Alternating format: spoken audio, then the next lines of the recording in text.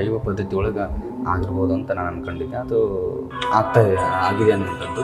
ನಾನು ಶೈವರು ಅನ್ನುವಂಥದ್ದು ಶಿವನ ಆರಾಧಕರು.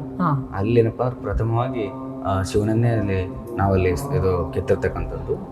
ಈ ದೇವಸ್ಥಾನ ಇನ್ನು ನೋಡ್ಲತ್ತೀವಲ್ರಿ, ಎಷ್ಟು ಖರ್ಚಾಯಿತು ಅಂತ ಇದು ಮಾಡ್ಲಿಕ್ಕೆ? ಸುಮಾರು ಬರೀ ಇದು ಗುಡಿಗಷ್ಟೇ, ಈ ಗುಡಿ ನಿರ್ಮಾಣ ಆಗ್ಲಿಕ್ಕೆ ಬರೀ 18ರಿಂದ 20 ಕೋಟಿ ರೂಪಾಯಿ ಖರ್ಚಾಗಿರೋದು. ಮತ್ತು ಈ ಖರ್ಚನ್ನು ಯಾರು ಕೂಡ ನಮಗಿಲ್ಲಿ ಡೊನೇಟ್ ಅಂತ ಮಾಡಿಲ್ಲ. ಎಲ್ಲ ಡೊನೇಟ್ ಅಂತಂದ್ರೆ ಹಿಂಗೆ ಪೊಲಿಟಿಕಲ್ ಲೀಡರ್ಸ್ ಯಾರು ಮಾಡಿ ಅಂದ್ರೆ ಎಲ್ಲವೂ ಕೂಡ ಭಕ್ತರ ಮೇಲೆ ಆಗಿರ್ತಕ್ಕಂಥದ್ದು. ಇದೆಲ್ಲವೂ ಕೂಡ ಈ ಚಳಕಾಪುರದೊಳಗಿರ್ತಕ್ಕಂಥ ಶಿಕ್ಷಣ ಸಂಸ್ಥೆ, ಬೀದರ್ಲಿರ್ತಕ್ಕಂಥ ಶಿಕ್ಷಣ ಸಂಸ್ಥೆಗಳು ಇವೆಲ್ಲವೂ ಕೂಡ ನಮ್ಮ ಶಿವಕುಮಾರ್ ಅಪ್ಪಾಜಿಯವರ ಅಧ್ಯಕ್ಷತೆಯಲ್ಲಿ ಎಲ್ಲ ಅವರೇ ಅಧ್ಯಕ್ಷರು. ಮೇನು ನಮ್ಮ ಇನ್ಸ್ಟಿಟ್ಯೂಟ್ ಪೂರ ಎಲ್ಲ ಅಧ್ಯಕ್ಷರು ಅವರೇ ಮಾಡುವಂಥದ್ದು. ಎಲ್ಲ ಕಾರ್ಯವೈಖರಿಗಳೇ ಅವರೇ ನೋಡುವಂಥದ್ದು, ಎಲ್ಲ ಉತ್ಸವರೇ ಅವರೇ ನೋಡುವಂಥದ್ದು.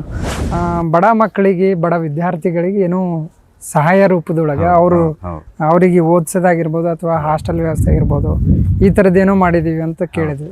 ಮಠದಲ್ಲೇ ಇದ್ದುಕೊಂಡು ಅವರಿಗೆಲ್ಲ ಊಟ, ವಸತಿ, ಎಜುಕೇಷನ್ ಫ್ರೀಯಾಗಿ ಕೊಟ್ಟು ಇವತ್ತು, ಯಾಕಂದ್ರೆ ನೋಡ್ತಾ ಇದ್ರು ಇವತ್ತು ಆಧುನಿಕ ಜಗತ್ತಲ್ಲಿ ಎಷ್ಟೋ ಜನ ಎಷ್ಟೋ ವಿದ್ಯಾರ್ಥಿಗಳು ಹಾಳಾಗ್ತಾರೆ. ನಾವು ಬರೀ ವೇದಾಭ್ಯಾಸಕ್ಕೆ ಅಷ್ಟೇ ಸೀಮಿತವಾಗಿರಬಾರ್ದು ಅಂತೇಳಿ ಮಕ್ಕಳಿಗೆ ಇವತ್ತು ಎಜುಕೇಷನ್ ಕೂಡ ಭಾಳ ಇಂಪಾರ್ಟೆಂಟ್ ಇರೋದ್ರಿಂದ ಆ ಮಕ್ಕಳಿಗೆ ಮತ್ತು ಎಜುಕೇಷನ್ ಮಾಡ್ತಾನೆ ಇದ್ರೊಳಗೆ ಅವರಿಗೆ ವೇದಾಭ್ಯಾಸ, ಅವ್ರಿಗೆ ಒಟ್ಟು ಆಧ್ಯಾತ್ಮಿಕ ಚಿಂತನೆ ಬಗ್ಗೆ ನಾವು ಈ ಒಂದು ರೂಮಲ್ಲಿ ಅವ್ರಿಗೆ ಹೇಳ್ಕೊಡುವಂಥದ್ದು.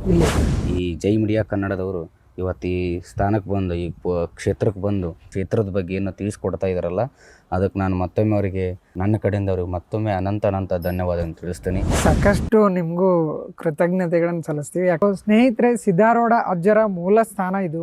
ಪಾವನವಾಗಿರ್ತಕ್ಕಂಥ ಕ್ಷೇತ್ರ, ಪುಣ್ಯಕ್ಷೇತ್ರ ಅಂತಂದ್ರೆ ಚಳಕಾಪುರ ಅಂತ ಹೇಳುವಂಥದ್ದು ಒಂದು ಅದೃಷ್ಟದ ಜಾಗ ಅಂತ ಹೇಳ್ಬೋದು. ಸಾಕಷ್ಟು ಜನರು ಸಿದ್ಧಾರೂಢರ ದರ್ಶನ ಮಾಡಲಿಕ್ಕೆ ಅಲ್ಲೂ ಹೋಗ್ತಾರಲ್ಲ, ಈ ಒಂದು ವಾತಾವರಣ ಅಷ್ಟೇ ಪುಣ್ಯಕ್ಷೇತ್ರ ಆಗಿರ್ತಕ್ಕಂಥದ್ದು. ಚಳಕಾಪುರ ಕ್ಷೇತ್ರದಲ್ಲಿ ಜನ್ಮವ ಪಡೆದವನೇ ಗರ್ಭಗುಡಿ ಮತ್ತು ಈ ಆವರಣ ನೋಡ್ತೀವಲ್ಲ, ಸಾಕಷ್ಟು ನಮ್ಗೇನಂದ್ರೆ ಅಟ್ರಾಕ್ಷನ್ ಆಗುವಂಥದ್ದು. ಸೊ ಇದು ಪ್ಲ್ಯಾನ್ ಯಾರು ಮಾಡಿದ್ರು, ಯಾವ ಥರ ಇದೇ ಥರ ಇರಬೇಕು ಹಿಂಗೆ ಅಂತ ಏನಾದರೂ ಪ್ಲ್ಯಾನಿಂಗ್ಸ್ ಏನಾದರೂ ಆಗಿತ್ತ? ಇದು ಈಗ ಆಧುನಿಕ ಈ ಒಂದು ಯುಗದೊಳಗೆ ಹೆಂಗಾಗಬೇಕು ಅನ್ನೋವಂಥದ್ದೇನು ಅದು ವಿಚಾರ ಇತ್ತಲ್ಲ, ಆ ವಿಚಾರದ ಪ್ರಕಾರನೇ ಏನಪ್ಪ ಅಂತಂದ್ರೆ ಉದ್ದೇಶ ಗುಡಿ ಕಟ್ಟಬೇಕು, ನಿರ್ಮಾಣ ಮಾಡಬೇಕು ಅನ್ನುವಂಥದ್ದು ಅಪ್ಪಾಜಿಯವ್ರಿಗಿತ್ತು. ಆ ಉದ್ದೇಶದಿಂದ ಒಬ್ಬರು ಬೆಂಗಳೂರಿಂದ ಒಬ್ಬರು ಇಂಜಿನಿಯರ್ ಕರೆಸಿ ಇವತ್ತು ಆಧುನಿಕ ಜಗತ್ತೊಳಗೆ ನಾವು ಯಾವುದು ತಂತ್ರಜ್ಞಾನ ಬಳಸಿ ನಾವು ಈ ಗುಡಿ ನಿರ್ಮಾಣ ಮಾಡಬೇಕು ಅನ್ನುವಂಥದ್ದು ಅವರಲ್ಲಿ ಮಾಹಿತಿ ತಗೊಂಡ್ರು. ಒಬ್ಬರು ಸುನಿಲ್ ಅಂತ ಹೇಳ್ಕೊಂಡು ಇಂಜಿನಿಯರ್, ಅವರು ಬೆಂಗಳೂರಿಂದ ಬಂದಿದ್ದರು. ಅವರ ಒಂದು ಮಾರ್ಗದರ್ಶನದೊಳಗೆ ಅವರು ಮಾರ್ಕೊಟ್ಟು ಹಾಕಿಕೊಟ್ಟು ಈ ಥರ ಪ್ಲ್ಯಾನ್ ಕೊಟ್ಟು ಈ ಥರ ಗುಡಿ ನಿರ್ಮಾಣ ಮಾಡಿರಿ ಅಂತ ಹೇಳ್ಕೊಂಡು ಅವರ ಒಂದು ಮಾರ್ಗದರ್ಶನದೊಳಗೆ ಇವತ್ತು ಈ ಗುಡಿ ಆಗಿತ್ತು ಅನ್ನುವಂಥದ್ದು. ಶೈವ ಪದ್ಧತಿ ಒಳಗೆ ಆಗಿರ್ಬೋದು ಅಂತ ನಾನು ಅನ್ಕೊಂಡಿದ್ದೆ. ಅದು ಆಗಿದೆ ಅನ್ನುವಂಥದ್ದು. ನಾನು ಶೈವರು ಅನ್ನುವಂಥದ್ದು ಶಿವನ ಆರಾಧಕರು. ಅಲ್ಲೇನಪ್ಪ ಪ್ರಥಮವಾಗಿ ಶಿವನನ್ನೇ ಅಲ್ಲಿ ನಾವಲ್ಲಿ ಇದು ಕೆತ್ತಿರ್ತಕ್ಕಂಥದ್ದು, ಕಟಿಯೊಳಗೆ ಇದ್ರೊಳಗೆ ಮಾಡಿರ್ತಕ್ಕಂಥದ್ದು. ತದನಂತರ ವಿಘ್ನೇಶ್ವರ, ತದನಂತರ ಸಿದ್ಧಾರೂಢರು ನಂದಿ ಈ ಥರ ಏನಪ್ಪ ಅಂತಂದ್ರೆ ಇದು ಮುಖ್ಯ ದ್ವಾರ ಬಾಗಿಲದಲ್ಲಿ ಇದು ನಾವು ಶಿಲ್ಪಕಾರ ಮಾಡಿರ್ತಕ್ಕಂಥದ್ದು. ಇದು ಮೂಲತಃ ಇವ್ರು ಇಲ್ಲೇ ನಮ್ಮ ಬೀದರ್ ಡಿಸ್ಟ್ರಿಕ್ನವರೇ ಮಾಡಿರ್ತಕ್ಕಂಥವ್ರು. ಇಲ್ಲೇ ಕಣಜಿ ಅಂದರು ಒಬ್ಬರು ಪಂಚಾಳ ಅಂತೇಳಿ ಬಜರಂಗ ಅಂತ ಹೇಳ್ಕೊಂಡಿದ್ದಾರೆ, ಅವರು ಮಾಡಿರ್ತಕ್ಕಂಥದ್ದು. ಇದು ಅವರ ಒಂದು ಶೈಲಿಯೊಳಗೆ ಇದನ್ನ ಮಾಡಿರ್ತಕ್ಕಂಥ ಒಂದು ಕಲಾಕೃತಿ. ತದನಂತರ ಏನಪ್ಪ ಅಂತಂದ್ರೆ ಈ ಮಂಟಪ 3 ಮುಖ್ಯ ದ್ವಾರಗಳಿಂದ ಕೂಡಿರ್ತಕ್ಕಂಥದ್ದು. ಇದು ಮೇನ್ ಇದು ಮುಖ್ಯ ದ್ವಾರ ಇದು, ಮತ್ತೆ ಈ ಕಡೆ ಇರೋದು 2ನೇದ್ದು, ಆ ಕಡೆ ಇರೋದು 3ನೇದ್ದು. ಅದು ಟೋಟಲಿ 3 ದ್ವಾರಗಳಿಂದ ಕೂಡಿರ್ತಕ್ಕಂಥದ್ದು. ವಿಶಾಲವಾಗಿರ್ತಕ್ಕಂಥ ಒಂದು ಒಳಾಂಗಣ ಹೊರಾಂಗಣ ಹೊಂದಿರತಕ್ಕಂಥದ್ದು ಇದೆಲ್ಲ ಪ್ರದೇಶ. ಇಲ್ಲೇನಪ್ಪ ಅಂತಂದ್ರೆ ನಾವು ಇಲ್ಲಿಯೂ ಕೂಡ ಆಧ್ಯಾತ್ಮಿಕ ಕಾರ್ಯಕ್ರಮಗಳನ್ನು ನಾವೆಲ್ಲ ಇಲ್ಲೇ ಮಾಡುವಂಥದ್ದು. ಅಲ್ಲಿ ಮಾಡ್ತೀವಿ. ಅಲ್ಲಿನಪ್ಪ ದೊಡ್ಡ ಕಾರ್ಯಕ್ರಮಗಳಲ್ಲೆಲ್ಲ ಮಾಡ್ತೀವಿ. ಅಮಾವಾಸ್ಯೆ ಕೂಡ ಅಲ್ಲಿ ಪ್ರವಚನ, ಮತ್ತು ಒಂದು ವೇಳೆ ಫ್ರೀ ಇತ್ತು ಅಂತಂದ್ರೆ ಇಲ್ಲೇ ಟೋಟಲ್ ಆಗಿ ನಾವು ಈ ಒಂದು ವಿಶಾಲವಾಗಿರ್ತಕ್ಕಂಥ ಪ್ರದೇಶದಲ್ಲಿ ನಾವು ಆಧ್ಯಾತ್ಮಿಕವಾಗಿರ್ತಕ್ಕಂಥ ಕೆಲಸಗಳನ್ನೇ ಮಾಡುವಂಥದ್ದು. ಇಲ್ಲಿ ಮತ್ತೆ ಯಾವುದೇ ಬೇರೆ ಕಾರ್ಯಕ್ರಮಗಳು ಮಾಡ್ಲಿಕ್ಕೆ ನಾವು ಅವಕಾಶ ಕೊಡೋದಿಲ್ಲ. ಅಂದ್ರೆ ಬರೀ ಆಧ್ಯಾತ್ಮಿಕವಾಗಿರ್ತಕ್ಕಂಥ ಕಾರ್ಯಕ್ರಮಗಳು ಮಾತ್ರ ಇಲ್ಲಿ ಪ್ರವೇಶ, ಅದು ಬಿಟ್ಟರೆ ಬೇರೆ ಏನು ಮಾಡ್ಲಿಕ್ಕೆ ಕೊಡೋಂಗಿಲ್ಲ. ಈಗ ಪ್ರತಿನಿತ್ಯ ಏನು ಧಾರ್ಮಿಕ ಕಾರ್ಯಕ್ರಮಗಳು ನಡೀತಾವಲ್ಲ, ಯಾವ ರೀತಿಯಾಗಿ ನಡೀತಾವೆ? ಅದೇ ನಿಮ್ಗೆ ಏನಿಲ್ಲ, ಬೆಳಿಗ್ಗೆ ಅದಾಯ್ತು, ಪೂಜೆ ಆಯಿತು, ಇದೆಲ್ಲ ಪೂಜೆ ಭಜನೆ ಇವೆಲ್ಲ ಆಯಿತು. ಅದಾದಮೇಲೆ ನಿಮಗೆ ನಾ ಹೇಳಿದೆ, ಪ್ರತಿ ಸೋಮವಾರ ಪಾಲ್ಕಿ ಉತ್ಸವ ಆಗುತ್ತೆ ಅಂತ ಹೇಳಿದೆ. ಆ ಪಾಲ್ಕಿ ಉತ್ಸವದ ಮೆರವಣಿಗೆ ಇಲ್ಲೇ ಆಗ್ತದೆ. ಇದೇ ಒಂದು ಮಾರ್ಗದಲ್ಲೇ ನಾವು ನೋಡ್ಬೋದು. ಇದನ್ನು ನೋಡಿದಾಗ ಗೊತ್ತಾಗ್ತದೆ. ಇಲ್ಲೇ ಪಾಲ್ಕಿ ಹೊತ್ಕೊಂಡು ಮೆರೆಸ್ತಿ ಸಿದ್ಧಾರೂಢಜ್ಜರ ಒಂದು ಉತ್ಸವ ಮೂರ್ತಿಯನ್ನು ಪಾಲ್ಕಿಲಿ ಇಟ್ಕೊಂಡು ಸುತ್ತ ಒಂದು 5 ಸುತ್ತ ಮೆರವಣಿಗೆ ಮಾಡಿಬಿಟ್ಟು ಉತ್ಸವವನ್ನು ಮಾಡುವಂಥದ್ದು ಇಲ್ಲೇ ಆಗ್ತದೆ. ಈ ದೇವಸ್ಥಾನ ಇನ್ನು ನೋಡ್ಲತ್ತೀವಲ್ರಿ, ಎಷ್ಟು ಖರ್ಚಾಯಿತು ಅಂತ ಇದು ಮಾಡ್ಲಿಕ್ಕೆ? ಸುಮಾರು ಬರೀ ಇದು ಗುಡಿಗಷ್ಟೇ, ಈ ಗುಡಿ ನಿರ್ಮಾಣ ಆಗ್ಲಿಕ್ಕೆ ಬರೀ 18ರಿಂದ 20 ಕೋಟಿ ರೂಪಾಯಿ ಖರ್ಚಾಗಿರೋದು. ಮತ್ತು ಈ ಖರ್ಚನ್ನು ಯಾರು ಕೂಡ ನಮಗಿಲ್ಲಿ ಡೊನೇಟ್ ಅಂತ ಮಾಡಿಲ್ಲ. ಎಲ್ಲ ಡೊನೇಟ್ ಅಂತಂದ್ರೆ ಹಿಂಗೆ ಪೊಲಿಟಿಕಲ್ ಲೀಡರ್ಸ್ ಯಾರು ಮಾಡಿ ಅಂದ್ರೆ ಎಲ್ಲವೂ ಕೂಡ ಭಕ್ತರ ಮೇಲೆ ಆಗಿರ್ತಕ್ಕಂಥದ್ದು. ಎಲ್ಲವೂ ನಮ್ಮ ಶಿವಕುಮಾರ ಅಪ್ಪಾಜಿಯವರ ಒಂದು ಪ್ರಭಾವದಿಂದ ಭಕ್ತರ ಮೇಲೆ ಇರ್ತಕ್ಕಂಥ ಭಕ್ತಿಯಿಂದನೇ ಇದೆಲ್ಲವೂ ಕೂಡ ಈ ಗುಡಿ ನಿರ್ಮಾಣ ಆಗಿರುತ್ತೆ. ಟೋಟಲ್ ಆಗಿ ಇದೊಂದು ನಮಗೆ ಒಂದು 80 ಕೋಟಿ ಒಂದು ಇದನ್ನು ಇಟ್ಕೊಂಡು ವಿಚಾರ ಇಟ್ಕೊಂಡು ಮಾಡುವಂಥದ್ದು. ಇಷ್ಟು ಪ್ಲಾನ್ ಮಾಡಿ ಇಟ್ಕೊಂಡಿದ್ದು. ಇನ್ನೂ ಅನೇಕ ಅಭಿವೃದ್ಧಿ ಕಾರ್ಯಗಳು ಆಗುವಂಥದ್ದು ಸನ್ನಿವೇಶಗಳು ಅದಾವು. ಇಲ್ಲೆಲ್ಲ ಇದಷ್ಟೇ ಅಲ್ಲದ ಈಗೇನು ಇದು ಈಗ ನೋಡಕತ್ತೀರಿ ನೀವು ಇದ್ರ ಬಾಜು ಗಾರ್ಡನ್ ಬಾಜು ಏನು ಜಾಗ ಇದೆಯಲ್ಲ ರೀ, ಕುಲ್ಲ ಜಾಗ ಇದೆಯಲ್ಲ, ಅಲ್ಲೆಲ್ಲ ಏನಿದೆ ಅಲ್ಲ ಕುಲ್ಲ ಜಾಗದ ಒಳಗೆ ಅಲ್ಲಿ ಏನಪ್ಪ ಅಂದ್ರೆ ಸಿದ್ಧಾರೂಢಜ್ಜರು ಅವ್ರು ಏನಿದ್ದಾಗ 56 ಅಧ್ಯಾಯ, ಈಗ 50 ನಮ್ಮ ಚರಿತ್ರೆ ಒಳಗೆ 56 ಅಧ್ಯಾಯಗಳಂತ ಅದಾವು. ಆ 56 ಅಧ್ಯಾಯಗಳನ್ನು ಸ್ಟ್ಯಾಚು ರೂಪದೊಳಗೆ ಮಾಡಿಬಿಟ್ಟು ಇಲ್ಲಿ ಸುತ್ತ ಗುಡಿ ಇಲ್ಲಿಂದ ಹಿಡ್ಕೊಂಡು ಯು ಶೇಪ್ ಆಗಿ ಗುಡಿ ಸುತ್ತ ಇಲ್ಲಿ ಅದನ್ನೇನಪ್ಪ ಅಂತಂದ್ರೆ ಅಭಿವೃದ್ಧಿ ಕಾರ್ಯಗಳು ಮಾಡುವಂಥ ಸ್ಥಾಪನೆ ಮಾಡುವಂಥದ್ದು. ಅಂದ್ರೆ ಈಗೇನು ಪ್ಲಾನಿಂಗ್ ಆಗಿದೆ. ಅದಕ್ಕೋಸ್ಕರನೇ ಇದೇನಪ್ಪ ಅಂದ್ರೆ ಇಲ್ಲಿ ಒಂದು ಗಿಡ ಇತ್ತು, ಅದನ್ನು ಕೂಡ ಡೆಮೊಲಿಷ್ ಮಾಡಿದ್ದಾರೆ. ಅಂದ್ರೆ ಅದನ್ನು ಮಾಡ್ಬೇಕನ್ನೋ ಒಂದು ಪ್ರಾಜೆಕ್ಟ್ ಇದೆ. ಅದನ್ನು ಕೂಡ ಅದು ಅತಿ ಶೀಘ್ರದಲ್ಲಿ ಮಾಡುವಂಥದ್ದು ಆಗುತ್ತೆ. ಅದನ್ನು ಕೂಡ ತಯಾರಾಗ್ತದೆ. ಈ ಕಾಲೇಜ್ಗಳನ್ನ ಅಂದ್ರೆ ಮಠದ ಏನೋ ಮಂಡಳಿ ಅದಲ್ಲ, ಮಠದ ಅಂಡರ್ ಒಳಗೆ ನಡೀತವೆ. ಹೌದು. ಇದೆಲ್ಲವೂ ಕೂಡ ಚಳಕಾಪುರದೊಳಗಿರ್ತಕ್ಕಂಥ ಶಿಕ್ಷಣ ಸಂಸ್ಥೆ, ಬೀದರಲ್ಲಿರ್ತಕ್ಕಂಥ ಶಿಕ್ಷಣ ಸಂಸ್ಥೆಗಳು ಇವೆಲ್ಲವೂ ಕೂಡ ನಮ್ಮ ಶಿವಕುಮಾರ ಅಪ್ಪಾಜಿಯವರ ಅಧ್ಯಕ್ಷತೆಯಲ್ಲಿ ಎಲ್ಲ ಅವರೇ ಅಧ್ಯಕ್ಷರು. ಮೇನು ನಮ್ಮ ಇನ್ಸ್ಟಿಟ್ಯೂಟ್ ಪೂರ ಎಲ್ಲ ಅಧ್ಯಕ್ಷರು ಅವರೇ ಮಾಡುವಂಥದ್ದು. ಎಲ್ಲ ಕಾರ್ಯವೈಖರಿಗಳೇ ಅವರೇ ನೋಡುವಂಥದ್ದು, ಎಲ್ಲ ಉತ್ಸವರೇ ಅವರೇ ನೋಡುವಂಥದ್ದು. ಮತ್ತೇನಪ್ಪ ಅಂತಂದ್ರೆ ಇಲ್ಲಿ ಬರೀ ಮಠದ ಕೆಳಗೆ ಒಂದು 25 ಎಕರೆ ಇರೋದು. ಇದನ್ನು ಹಿಡ್ಕೊಂಡು ಒಂದು 25 ಎಕರೆ ಐತಿ.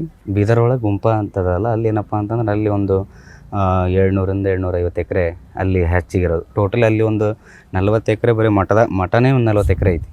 ಅಲ್ಲಿ ನರ್ಸರಿಯಿಂದ ಹಿಡ್ಕೊಂಡು ಆಯುರ್ವೇದಿಕ್ ಮೆಡಿಕಲ್ ಕಾಲೇಜ್ ಅಲ್ಲಿರೋದು. ಅಲ್ಲೆಲ್ಲ ಬಹಳ ದೊಡ್ಡ ಪ್ರಮಾಣದಲ್ಲಿ ಶಿವಕುಮಾರ ಅಪ್ಪಾಜಿ ಅವರು ಬೆಳೆಸಿದ್ದಾರೆ. ಅದು ಅವ್ರ ಕಾರ್ಯಸ್ಥಳ, ಅವರ ಒಂದು ಕ್ಷೇತ್ರ. ಇದು ಸಿದ್ಧಾರೂಢರು ಹುಟ್ಟಿದೂರು. ಇಲ್ಲಿ ಏನಪ್ಪ ಅಂದ್ರೆ ಸಿದ್ಧಾರೂಢರು ಅಷ್ಟೇ ಇರ್ಬೇಕಂತ ತಿಳ್ಕೊಂಡು ಅವರು ಇಷ್ಟೆಲ್ಲ ಮಾಡುವಂಥದ್ದು. ಈಗ ಅಂದ್ರೆ ಇದಕ್ಕೆ ಏನು ಅವರು ಸಿದ್ಧಾರೂಢಜ್ಜರ ಮೂಲ ಸ್ಥಾನ ಏನದಲ್ಲ, ಅದಕ್ಕೆ ಸಂಬಂಧಪಟ್ಟದ ಕಾರ್ಯಗಳಷ್ಟೇ ನಡೀತವೆ. ಹೌದು.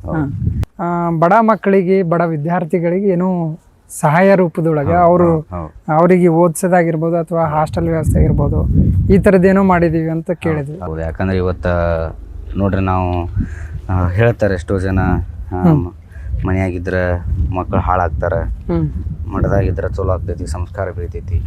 ಆ ಒಂದು ಉದ್ದೇಶದಿಂದ ನಾವು ಏನು ಮಾಡಿದ್ವಿ ಅಂತ ನಮ್ಮ ಶಿವಕುಮಾರ ಅಪ್ಪಾಜಿಯವರು ಆ ಒಂದು ಉದ್ದೇಶದಿಂದ ಬಡ ಮಕ್ಕಳು ಯಾರೇ ಇರಲಿ ಆ ಮಕ್ಕಳನ್ನೇ ಇಟ್ಕೊಂಡು ಇವತ್ತು ನಮ್ಮ ಮಠದಾಗ, ಯಾಕಂದ್ರೆ ನಮ್ಮ ಮಠದ್ದೇ ಇನ್ಸ್ಟಿಟ್ಯೂಟ್ ಇರೋದ್ರಿಂದ ಮಠದಲ್ಲೇ ಇದ್ಕೊಂಡು ಅವರಿಗೆಲ್ಲ ಊಟ, ವಸತಿ, ಎಜುಕೇಷನ್ನು ಫ್ರೀಯಾಗಿ ಕೊಟ್ಟು ಇವತ್ತು, ಯಾಕಂದ್ರೆ ನೋಡ್ತಾ ಇದ್ರು ಇವತ್ತು ಆಧುನಿಕ ಜಗತ್ತಲ್ಲಿ ಎಷ್ಟೋ ಜನ ಎಷ್ಟೋ ವಿದ್ಯಾರ್ಥಿಗಳು ಹಾಳಾಗ್ತಾರೆ, ಎಷ್ಟೋ ಹುಡುಗರು ಹಾಳಾಗಂತಾರೆ. ಅದಕ್ಕೆ ಆ ಒಂದು ಉದ್ದೇಶದಿಂದ ಹಾಳಾಗಬಾರ್ದು. ಬಡ ಮಕ್ಕಳೇನಪ್ಪ ಅಂತ ಮಠದಾಗ ಇದ್ದು ಸಂಸ್ಕಾರ ಕಲ್ತು ಇವತ್ತು ಅವರು ಕೂಡ ಉನ್ನತ ಹುದ್ದೆಯಲ್ಲಿ ಸೇರ್ಬೇಕು ಅನ್ನೋವಂಥ ಉದ್ದೇಶ ಇಟ್ಕೊಂಡು ಇವತ್ತೇನಪ್ಪ ಅಂತಂದ್ರೆ ಆ ಒಂದು ಆಶ್ರಮವನ್ನು ಓಪನ್ ಮಾಡ್ಯಾರ. ಅದು ಹಿಂದೂ ಕೂಡ ಇತ್ತು, ಸ್ವಲ್ಪ ನಡುವರೆ ಗ್ಯಾಪ್ ಆಗಿರ್ತದೆ. ಗ್ಯಾಪ್ ಆಗಿಬಿಟ್ಟು ಈ ಮಂತ್ ನಾವೇನಪ್ಪ ಅಂತಂದ್ರೆ ಅದೇ ಒಂದು ಮಾರ್ಗದರ್ಶನದಲ್ಲಿ ಇವತ್ತು ನಾವು ಆ ಒಂದು ಆಶ್ರಮವನ್ನು ನಡೆಸ್ಕೊಂಡು ಹೋಗ್ತಾ ಇದ್ದೀವಿ. ಅದೇನಪ್ಪ ಅಂತಂದ್ರೆ ಇವತ್ತು ಆ ಆಶ್ರಮದಲ್ಲಿ ಮಕ್ಕಳಿಗೆ ಊಟ, ವಸತಿ ಮತ್ತು ಅವರಿಗೆ ಎಜುಕೇಷನ್ ಬೇರೆ, ಮತ್ತು ಆಧ್ಯಾತ್ಮಿಕ ಚಿಂತನೆಗಳು, ಆಧ್ಯಾತ್ಮಿಕ ವೇದ, ಈ ಗ್ರಂಥಗಳ ಬಗ್ಗೆ, ವೇದಗಳ ಬಗ್ಗೆ ಮಕ್ಕಳಿಗೆ ಅವರಿಗೆ ಅರಿವಾಗುವಂತೆ, ಅವರಿಗೆ ತಿಳಿಯುವಂತೆ ಮಾತ್ರ ನಾವು ಅವ್ರಿಗೆ ತಿಳಿಸ್ಕೊಡ್ತೀವಿ. ಅದು ಅವರಿಗೆ ಕಾಲಕ್ರಮೇಣ ಹೆಂಗೆ ಅವ್ರಿಗೆ ತಿಳ್ಕೊತಾರೆ ಹಂಗೆ ಆ ರೀತಿಯಾಗಿ ಅವ್ರಿಗೇನಪ್ಪ ಅಂತಂದ್ರೆ ನಾವು ಕಲಿಸ್ಕೊತ ಹೋಗ್ತೀವಿ. ಅದನ್ನು ಈ ಮಠದಲ್ಲಿ ನಾವು ಕಲಿಯುವಂಥ ಅಂದ್ರೆ ಇವತ್ತು ಮಠ ಏನು ಕೊಡ್ತೈತಿ ಅನ್ನೋವಂಥದ್ದು ಉದಾಹರಣೆ ಈ ಮಠದಲ್ಲಿರ್ತಕ್ಕಂಥ ಆಶ್ರಮಗಳು, ಮಠದಲ್ಲಿರ್ತಕ್ಕಂಥ ಈ ಮಕ್ಕಳನ್ನ ನೋಡಿ ಕಲಿಯುವಂಥದ್ದು ನಾವು ನೋಡ್ಬೋದು. ಅದನ್ನು ನಾವು ಈಗ ನೋಡ್ತಾ ಹೋಗೋಣ. ಅಲ್ಲಿ ಆ ಮಕ್ಕಳು ಯಾವ ಥರ ಅವ್ರದ್ದು ಏನಪ್ಪ ಅವ್ರ ಜೀವನ ಕೆಲಸ ಏನಿರ್ತೈತಿ. ನಾವು ಮಕ್ಕಳಿಗೆ ಪ್ರತಿನಿತ್ಯ ಹೇಳಿದೆ ನಿಮ್ಗೆ ಭಜನೆ, ಪ್ರಾರ್ಥನೆ, ಅದಾದಮೇಲೆ ಉಳಿದ ಸಮಯದಲ್ಲಿ ಮಕ್ಕಳಿಗೆ ಏನಪ್ಪ ಅಂತಂದ್ರೆ ನಾವು ವೇದ ಜ್ಞಾನ ಕೊಡುವಂಥದ್ದು, ಮಕ್ಕಳಿಗೆ ವೇದಾಭ್ಯಾಸ ಮಾಡಿಸುವಂಥದ್ದು. ಮತ್ತು ಅವ್ರದ್ದು ಏನಪ್ಪ ಅಂದ್ರೆ ಈಗ ನಾವು ಬರೀ ವೇದಾಭ್ಯಾಸಕ್ಕೆ ಅಷ್ಟೇ ಸೀಮಿತವಾಗಿರಬಾರ್ದು ಅಂತೇಳಿ ಮಕ್ಕಳಿಗೆ ಇವತ್ತು ಎಜುಕೇಷನ್ ಕೂಡ ಭಾಳ ಇಂಪಾರ್ಟೆಂಟ್ ಇರೋದ್ರಿಂದ ಆ ಮಕ್ಕಳಿಗೆ ಮತ್ತು ಎಜುಕೇಷನ್ ಮಾಡ್ತಾನೆ ಈ ಆಧ್ಯಾತ್ಮಿಕ ಚಿಂತನೆಗಳ ಬಗ್ಗೆ, ಆಧ್ಯಾತ್ಮಿಕದ ಬಗ್ಗೆ, ಈ ವೇದಗಳ ಬಗ್ಗೆ ಅವ್ರಿಗೆ ಏನಪ್ಪ ಅಂತಂದ್ರೆ ನಾವು ಮಾಹಿತಿನ ಕೊಡ್ತಾ ಇರ್ತೀವಿ ಅವಾಗವಾಗ. ಇದ್ರೊಳಗೆ ಅವರಿಗೆ ವೇದಾಭ್ಯಾಸ, ಅವ್ರಿಗೆ ಒಟ್ಟು ಆಧ್ಯಾತ್ಮಿಕ ಚಿಂತನೆದ ಬಗ್ಗೆ ನಾವು ಈ ಒಂದು ರೂಮಲ್ಲಿ ಅವ್ರಿಗೆ ಹೇಳ್ಕೊಡುವಂಥದ್ದು, ಇಲ್ಲೇ ನಾವು ಅವರಿಗೆ ಬೋಧನೆ ಮಾಡುವಂಥದ್ದು. ಇಲ್ಲ ಅಂದ್ರೆ ಎಷ್ಟು ಜನ ವಿದ್ಯಾರ್ಥಿಗಳು ಇರ್ತಾರೆ? ಈಗ ಪ್ರೆಸೆಂಟ್ ಒಂದು 20 ಜನ ಅದಾರ. ಯಾಕಂದ್ರೆ ಈಗ ಸ್ಟಾರ್ಟ್ ಆಗಿರೋದ್ರಿಂದ ನಮ್ಮಲ್ಲಿ ನಾವು ಯಾಕಂದ್ರೆ ಬಡ ಮಕ್ಕಳಿಗೆ ಅಂತ ತಿಳ್ಕೊಂಡೆ ಸುಮ್ಮನೆ ಒಂದಿಷ್ಟು ಹುಡುಗರು ವಿದ್ಯಾರ್ಥಿಗಳು ಆಯ್ಕೆ ಮಾಡ್ಕೊಂಡು ಇವತ್ತು ಏನೂ ಇಲ್ಲ ಆ ಮಕ್ಕಳಿಗೆ ಆರ್ಥಿಕವಾಗಿ ಯಾವುದೇ ತೊಂದರೆ ಇತ್ತು ಅಂತಂದ್ರೆ ಅವರನ್ನು ನಮ್ಮ ಮಠಕ್ಕೆ ತಂದು ಬಿಟ್ಟರು ಕೂಡ ನಾವು ಹುಡ್ಕೊಂಡು ಹೋಗ್ತೀವಿ. ಮತ್ತು ಇವತ್ತಿಗೂ ಕೂಡ ಅಂಥ ಮಕ್ಕಳೇ ನಮ್ಮಲ್ಲಿರೋದು. ಆರ್ಥಿಕವಾಗಿ ಮಕ್ಕಳಿಗೆ, ಅವರಿಗೆ ಸಾಮಾಜಿಕವಾಗಿ ಅವ್ರಿಗೆ ಏನೂ ವ್ಯವಸ್ಥೆ ಇಲ್ಲಪ್ಪ ಅಂತಂದ್ರೆ ನಮ್ಮ ಮಠದಲ್ಲಿ ತಂದು ಬಿಟ್ರಪ್ಪ ಅಂತಂದ್ರೆ ನಾವು ಎಲ್ಲ ರೀತಿಯಿಂದ ಮಕ್ಕಳಿಗೆ ಎಜುಕೇಷನ್ ಕೊಟ್ಟು ಆಧ್ಯಾತ್ಮಿಕ ಬಗ್ಗೆ ಬೋಧನೆ ಮಾಡಿ ಒಟ್ಟು ಮಠದ ಸಂಪ್ರದಾಯದ ಬಗ್ಗೆ, ಮಠದ ಪರಂಪರೆ ಬಗ್ಗೆ ತಿಳಿಸ್ಕೊಡುವಂಥದ್ದು ನಾವು ಈ ರೂಮಲ್ಲಿ ಮಾಡುವಂಥ. ಅಂದ್ರೆ ಇಲ್ಲಿ ಅವಕಾಶ ಅಂದ್ರೆ ಎಲ್ಲ ವಿದ್ಯಾರ್ಥಿಗಳಿಗೆ ಎಂಥ ಕಷ್ಟದಾಗಿದ್ದವರಿಗೆ ಎಲ್ಲರಿಗೂ ವ್ಯವಸ್ಥೆ. ಅದು ಅಷ್ಟೇ ಅಲ್ಲದೆ ಇಲ್ಲಿ ಬಡ ವಿದ್ಯಾರ್ಥಿಗಳು ಅಷ್ಟೇ ಅಲ್ಲದೆ ಮತ್ತು ಇಲ್ಲಿ ಯಾವುದೇ ಥರ ಜಾತಿ ಭೇದ ಭಾವ ಇಲ್ಲ. ಇಲ್ಲಿ ಎಲ್ಲವೂ ಕೂಡ ಏನಪ್ಪ ಅಂತಂದ್ರೆ ಎಲ್ಲ ಮಕ್ಕಳಿಗೆ, ಎಲ್ಲ ಜಾತಿ ಮಕ್ಕಳಿಗೆ, ಜಾತಿ ಅನ್ನೋದು ನಮ್ಗೆ ಗೊತ್ತಿಲ್ಲ. ನಮ್ಮ ಈ ಸಂಪ್ರದಾಯದೊಳಗೆ ಜಾತಿ ಅನ್ನೋದೇ ಗೊತ್ತಿಲ್ಲ. ಅದಕ್ಕೆ ನಾವೇನು ಮಾಡ್ತೀವಿ, ಎಲ್ಲ ಮಕ್ಕಳಿಗೆ, ಎಲ್ಲ ವರ್ಗದ ಮಕ್ಕಳಿಗೆ, ಎಲ್ಲ ಜಾತಿ ಮಕ್ಕಳಿಗೆ ನಾವು ಇಲ್ಲಿ ಎಲ್ಲವನ್ನು ಬೋಧಿಸ್ತೀವಿ. ವೇದವನ್ನು ಬೋಧಿಸ್ತೀವಿ, ಶಾಸ್ತ್ರಗಳನ್ನು ಬೋಧಿಸ್ತೀವಿ, ಮಕ್ಕಳಿಗೆ ಸಂಪ್ರದಾಯವನ್ನು ಕಲಿಸ್ತೀವಿ, ಪದ್ಧತಿಯನ್ನು ಕಲಿಸ್ತೀವಿ, ಸಂಸ್ಕಾರವನ್ನು ಕಲಿಸ್ತೀವಿ. ಅದೆಲ್ಲವನ್ನು ಈ ರೂಪದಲ್ಲಿ ನಾವು ಇಲ್ಲಿ ಕಲಿಸುವಂಥದ್ದು. ಬಟ್ ಯಾವುದೇ ಜಾತಿ ಇಲ್ಲ, ಭೇದ ಭಾವ ಇಲ್ಲ. ಎಲ್ಲ ಮಕ್ಕಳಿಗೆ ಏನಪ್ಪ ಅಂತಂದರೆ ಯಾವುದೇ ಮಗ ಇರಲಿ, ಯಾವುದೇ ಮಗು ಇರಲಿ, ಆ ಜಾತಿ ನೋಡಾರ್ದೆ, ಅವ್ರದ್ದು ವ್ಯಕ್ತಿತ್ವ ನೋಡಾರ್ದೆ, ನಾವು ಅವ್ರದ್ದು ಬ್ಯಾಕ್ಗ್ರೌಂಡ್ ಏನಪ್ಪ ಅವ್ರದ್ದು ನಮಗೆ ಬೇಕಾಗಿಲ್ಲ. ನಮಗೆ ಮಠಕ್ಕೆ ಬಂದಾರಪ್ಪ ಇವತ್ತು ಆ ಮಕ್ಕಳು ಏನು ಕಷ್ಟ ಅಂತ ಹೇಳ್ಕೊಂಡು ಬಂದಾರಲ್ಲ, ಆ ಕಷ್ಟಕ್ಕೆ ನಾವು ಏನು ಪರಿಹಾರ ಕೊಡಬೇಕು ನಾವು ಎಲ್ಲವನ್ನು ನಾವು ಮಠದ ಮೂಲಕ ಕೊಡ್ತೀವಿ. ಈಗ ಇನ್ನೊಂದು, ಈಗ ಈ ಒಂದು ವೇದ ಜ್ಞಾನ ಸಂಸ್ಕಾರ ಇದ್ರ ಬಗ್ಗೆ ಕಲಿಸ್ತೀವಿ ಅಂತ ಹೇಳ್ತಿದ್ರಲ್ಲ, ಇಲ್ಲಿ ಏನಾದರೂ ಅಡ್ಮಿಷನ್ ತೊಗೋಬೇಕಾದ್ರೆ ಅದಕ್ಕೆ ಇಂಥದ್ದೇ ಅರ್ಹತೆ ಇರಬೇಕು, ಅಡ್ಮಿಷನ್ ಯಾವ ಥರ ತೊಗೋಬೇಕು, ಮತ್ತು ಅವರಿಗೆ ವಸ್ತ್ರ ವಿನ್ಯಾಸ ಆಗಿರ್ಬೋದು ಇನ್ನಿತರದ್ದು ಅದ್ರ ಬಗ್ಗೆ ಇರ್ತದೆ. ಏನು ಇರ್ತದೆ ಅಂತಂದ್ರೆ ಅಲ್ಲಿ ಅರ್ಹತೆ ಏನೋ ಅಂತಂದ್ರೆ ಮಕ್ಕಳಿಗೆ 8ನೇ ಕ್ಲಾಸ್ ತನಕ 8ನೇ ಕ್ಲಾಸ್ ಇದ್ದಿರಬೇಕು. ಅವ್ರು ಇಲ್ಲಿ ಬಂದು ಸೇರ್ಲಿಕ್ಕೆ ಮಕ್ಕಳಿಗೆ ಓದ್ಲಿಕ್ಕೆ ಅವಕಾಶ ಸಿಗಬೇಕಾದ್ರೆ ಅವರಿಗೆ ಅರ್ಹತೆ ಏನು ಅಂತಂದ್ರೆ 8ನೇ ಕ್ಲಾಸ್ ಬಂದಿರಬೇಕು. 7ನೇ ಕ್ಲಾಸ್ ಪಾಸಾಗಿ 8ನೇ ಕ್ಲಾಸ್ ಬಂದಿರಬೇಕು. ಅವ್ರಿಗೇನಪ್ಪ ಅಂದ್ರೆ ಈಗ ದಿನನಿತ್ಯ ಅವ್ರದ್ದು ವಸ್ತ್ರ ದಿನನಿತ್ಯ ಅವ್ರು ಬಳಸುವಂಥ ವಸ್ತ್ರಗಳೆಲ್ಲ ಅವರೇ ತೊಗೊಂಬರ್ಬೇಕು. ಅದು ಬಿಟ್ಟು ನೆಕ್ಸ್ಟ್ ಈಗ ನಮ್ಮ ಕಡೆಯಿಂದ, ನಾವು ಮಠದ ಕಡೆಯಿಂದ ಏನು ಲುಂಗಿ ಆಗಲಿ, ಇವತ್ತು ಟಿ ಶರ್ಟ್ ಆಗಲಿ ಅಥವಾ ಮಠದ ಕಡೆಯಿಂದ ಏನು ಕೊಡಬೇಕು ಅಷ್ಟೆಲ್ಲ ಕೊಡ್ತೀವಿ. ಬುಕ್ಸ್ ಎಲ್ಲ ನಾವೇ ಕೊಡ್ತೀವಿ.